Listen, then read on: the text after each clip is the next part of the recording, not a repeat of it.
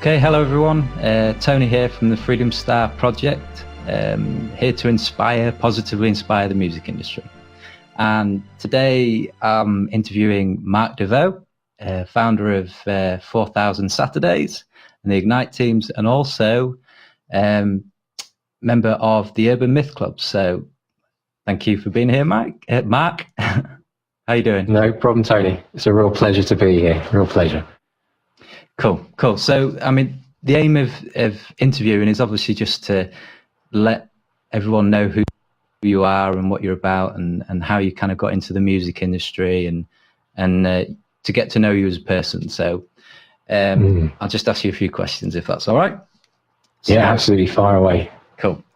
So how did the Urban Myth Club... Oh, by the way, this is the first ever Freedom Star interview, and really, it's great to have you on here because, I mean, what you're doing and how you're inspiring people, and I've been part of the Ignite teams, and I mean that's one of the major reasons why I'm actually here. So I just want to say thank you, and obviously it's good to have you. It's the first ever interview. So hey, it's brilliant to be part of the dream, Tony.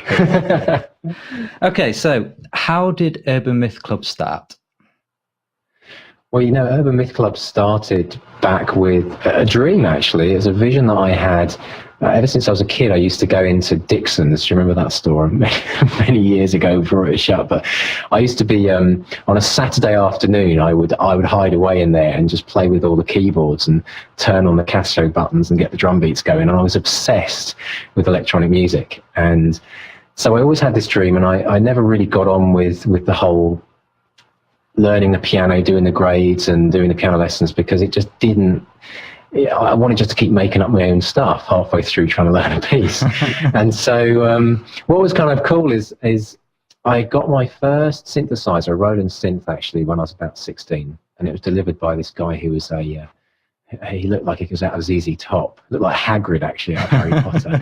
And he delivered this. I bought it off Loot, a classified ads thing, and he gave me this huge bass amp that was almost as big as my bedroom, and a tiny little organ recording box. It was for an Electone Yamaha organ or something, but you could actually record multi-tracks on it. So this was kind of in the days before Cubase and Logic and the like. Yeah.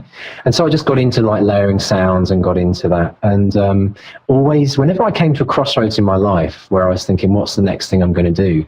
What I noticed is music was always on that signpost constantly. So I kept thinking, I can't keep ignoring this.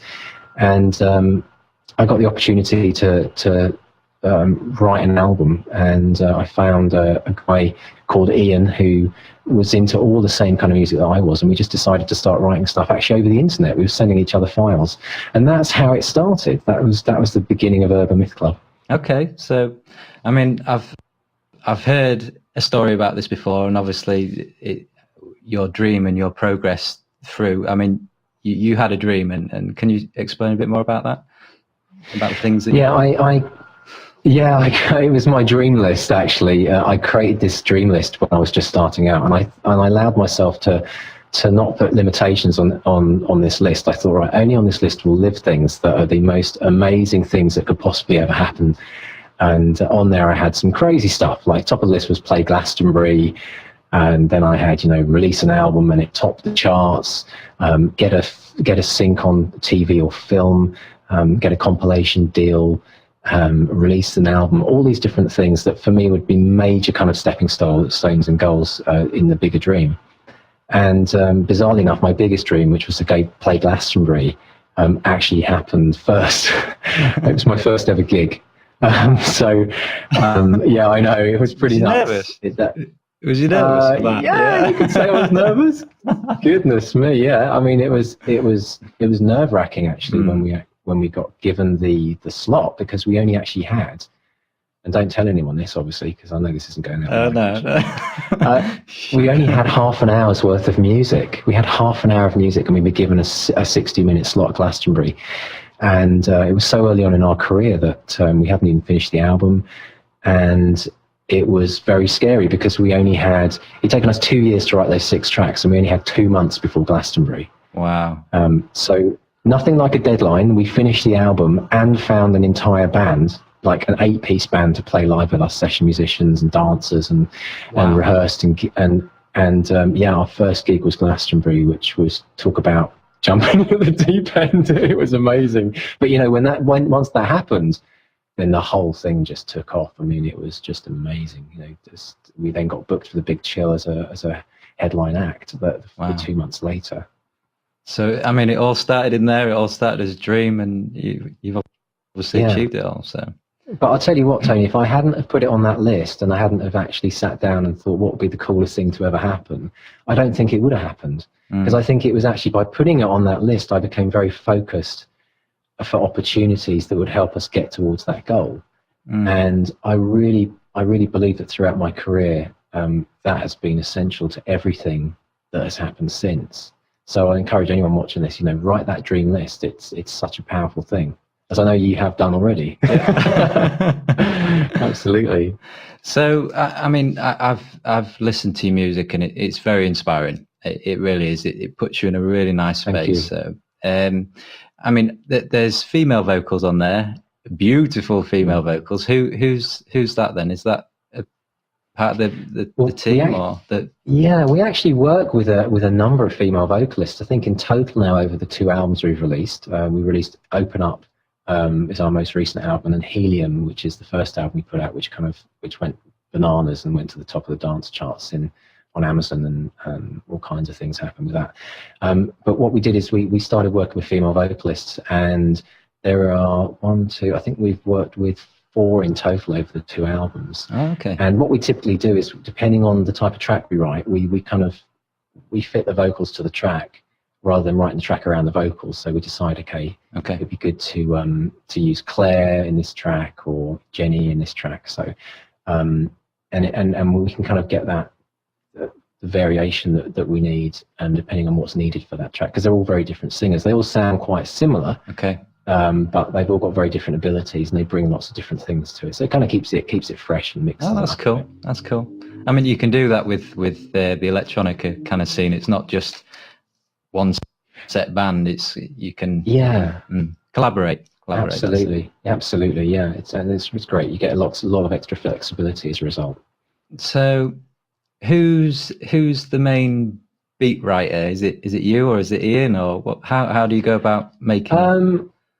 It's both of us, actually. When we start a track, we often start with the drums and the bass as a foundation. And the rule that we have is that whatever you put down can be changed by the other person when they receive the track, because we do it virtually most of the time. We get together and mix and do stuff in the studio, and sometimes write tracks together in the studio. But this kind of idea where we write, it's whatever you're inspired with at the time. So sometimes I'll start working on a beat.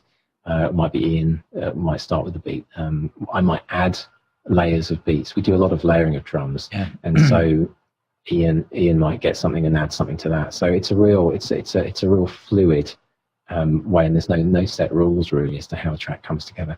Okay, does it always flow, or does it?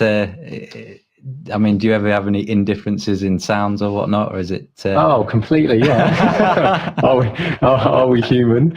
Yeah, absolutely. In fact, one of the really cool things about working remotely that I found compared to working in the studio with people is you can have your own space, your own creativity, and I've realised that a lot of time is lost in studios between people arguing over something which often turns out to be quite insignificant. Like I remember I put this sound of a sound of a crow which I'd messed around with, and I loved it. It just seemed to work. But Ian was like, "You can't put that in, Mark. It's awful." And then and then in the track he had a sound of a train, like it turned into some kind of drum beat. And I didn't like it. And I was like, no. And he's got, oh, that's the best bit of the track. And we must have debated about this for like about 2 hours. And in the end, both of them got taken out. And we were just thinking, yeah, actually, we should have just done it right at the beginning, got on with the work. So when you're working remotely, you can work in your own space. You don't, but at the same time, you have to be honourable. And if somebody wants to remove something you've added, you just have to accept that, they didn't like it, or they could improve on it. So yeah, it's a very different way of writing, but it works for sure. Yeah, because it's quite a personal process, isn't it? Making music. So to share that with someone, it kind of it takes a bit of practice, I think, to be able to collaborate with people. But it's a really good skill, because when you're working on your own, it's just like you're in your own. You've got your own perspective, and you're in your own kind of zone. But to get another person's perspective can really help, can it? Absolutely. And I think the two major things that I found is, because I used to write a lot of stuff on my own, and I found that actually collaboration is key to creativity, because two things happen. Firstly, to actually get somebody else to take on a track at the point where you get stuck with it is invaluable, and they'll always do something completely different than you ever expect, and it breathes new life into the track when you get it back. The other thing I've noticed is, if you ever look on the front of a book, for example, and you see the author's name, you think, oh, that person wrote the book. And then when you flick to the actual credits in the book, or the acknowledgements pages, or chapter of people they're thanking, you realize that there might be one person's name on it, but actually behind the scenes there's a cast of thousands. And I think in any musical project, collaboration is essential, even if it's just somebody who's there to kind of give you, honest feedback on what they think. So I think when you're following this idea of following your dreams, whatever your dream is, you've always got to think about, well, who's my dream team? Like, who's this team that I'm going to have around me to support me in this vision that I've got? So, and that is at its greatest level collaboration. Yeah. Well, that actually leads us perfectly onto the Ignite team. So, I mean, can you tell us a bit about that? I mean, I know, because I'm a member, a very happy member, that is able to actually collaborate with people and have support. Because when you have a dream, sometimes if you're left to your own devices, your own mind can kind of beat it down and say, no, you can't do that. You can't get that done. But just to have someone there to say, that's a great dream, go for it, do it. I mean, and that's the kind of role model that you hold, the stance that you hold. And it's really nice to have someone to kind of say, oh, go for it and do it. And that's literally all it takes, is to kind of just go for it and do it. And step by step, you can make it. So, but anyway, I'll let you explain a bit more about the Ignite teams. Yeah, so Ignite teams is my current dream. It's the dream that I'm focusing on in my life. And I realized through a lot of the different things, I mean, music is a huge part of my life, but it's one of a number of crazy things on the kind of scale of Glastonbury that I've done with my life. And I realized that lots of people, I truly believe that everyone has an inner genius. And we're born with this inner genius, but, most people die with it still inside them. And what I want to try to create through Ignite teams is something which attracts people who've got a beautiful dream that they want to bring into the world. But under this realization that we can't do it alone. We need the support, we need the help. We need a place where we can ask for help, but we also need a place where we can celebrate our successes, a place where it's okay to say, I did this, and everyone go, and kind of, and you can inspire others by doing that. So that's what Ignite teams, that's really what it's born out of. And in a nutshell, the way it works is that we get together once a month, and I do kind of group coaching with the Ignite team. But outside of that session, everybody kind of hooks up with a buddy, so that each week you kind of have one-to-one session focusing and making time on your dream. And that's the crucial thing. It's like one of the dreams. I found that most people, everyone has a dream really deep down, even if they haven't really defined it. There is something that they know that they have to do whilst they're here. And what I found is, like in life, with the busier we get, the dreams get kind of pushed out to the edges and then fall off or somewhere in some distant kind of idea. And with Ignite teams, I want to bring dreams to become the central focus of your life, and the rest of your life fits around that. And actually your dream, as you're finding, through what you're now doing, Tony, the dream actually becomes central to your life. And because your passion is feeding into that, you're doing your most amazing work, and you're doing what you're here to do. And so that is the idea behind Ignite Teams. We also have a private group forum where we can all talk to each other every day. People can ask for help and announce and celebrate their successes and just share great tools with each other. And then each week I also supply these, what I call lifelets, which are weekly videos to help inspire and encourage people through a focus for that week for whatever it is they're doing as a kind of a next one step closer, as we call it, towards their dream. And it's a very well, you tell me, Tony. You've been doing it now for a number of months, and I've seen some phenomenal things coming out of your life as a result. There's like another level of aliveness that you reach when you actually go in for your dream, and I mean, because you can have a dream, and that I bet most people they've got this massive dream, but it's how do you get it out of there into here, and that's what I really like about the Ignite Teams. That it's focused on fostering your dream, on expanding it and really energizing it and going for it, but then actually breaking it down and saying, right, let's do this step by step. And the more you do, the more it kind of, it's like the flywheel. At the beginning, it's really hard to get going, but then once you get it going, it's just on a roll, and it's a great feeling. And yeah, it's just a great feeling. I'm very thankful that the Ignite Teams exist, and the amount of times that I go past vans and signs saying Ignite is unreal. On the way home today, I went past a van that said Ignite, and I was like, oh, obviously I knew that this interview was happening tonight. You just smile to yourself, don't you? It's interesting. What's really interesting about that, though, is it totally fits with what Ignite Teams is about, because the whole point of focusing, I talked about this idea of making your dream the central part of your life.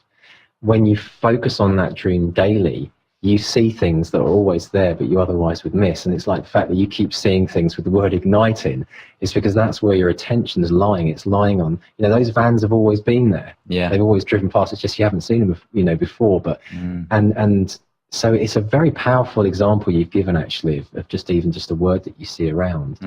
And so, yeah, it's a brilliant story, Tony. I love it. Cool. Well, I mean, I wanted to keep it fairly short for people, but let me just check, see if I've missed any important questions.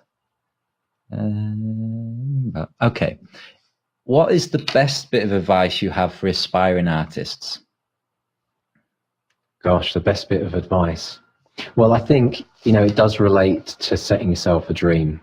There's no point. I actually do a lot of one-to-one coaching, actually, with musicians, some amazing musicians, actually. But I tend to find that they either come in one or two places. They're either very focused and driven, and they know exactly what they want. Kind of like, you think Lady Gaga, for example, that she's the kind of person, she's known what she's wanted from the day that she decided to do music. And then other people come to me with this kind of a very more of a generalistic idea, is that they want to do something in the music industry, and they want to become a number one artist, or they want to, but it's quite vague. It's not very specific. So my advice to an aspiring artist would be, define exactly what goal you want to create, and define it in such a way that if I asked you the question, have you achieved it, you could actually say to me yes or no. And that's a really good test. So if you read whatever your definition is for your goal, so for example, I'll give you an example. If I said to you, have you played Glastonbury, if that was your dream, it's a black or white. You either have or you haven't. Yeah. Whereas if I said to somebody, have you reached commercial success in the music industry? I mean, what does that mean? It could mean that you've, you maybe been able to quit your job and do music full time, or it could be that you've made £1 million in music. Like that's up to someone else to define. So the crucial thing about defining your dream is it has to be defined in such a way that if I asked you that question, you could tell me, yes, I have, or no, I haven't. And then once you've defined your dream, whilst you're doing that, don't worry about the how. Don't worry about how you get to that place. Like when we get in the car and we're going off on a journey and we whack our postcode or a zip code into the GPS of our car navigator, we're not worrying about, but what do I have to do, like when I get to halfway through, which way will I have to turn left or right when I'm at 100 kilometers or miles in that journey? You just know that you're heading towards that final destination, and then you just literally take one turn at a time. Yeah. And too many people get really caught up on the how. They worry about, actually, I don't know how to do this, therefore I'm not even going to define this dream because I don't know how to do it. Whereas it has to be the reverse. Set the crazy dream, and then the how will work itself out step by step as you start focusing on those daily tasks and actions.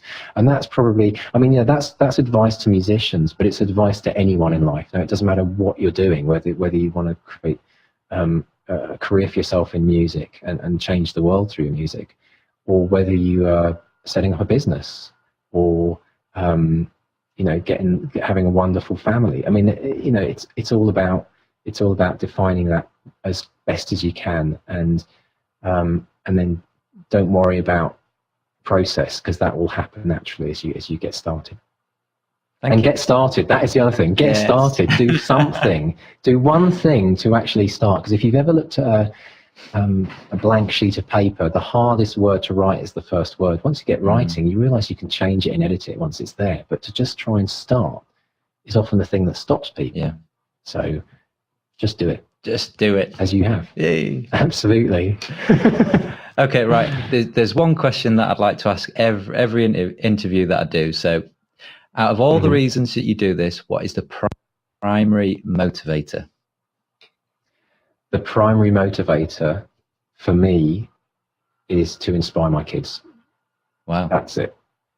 Wow. Because I think if what I do every day when I get up is I think to myself, is what I'm doing, will this inspire my kids?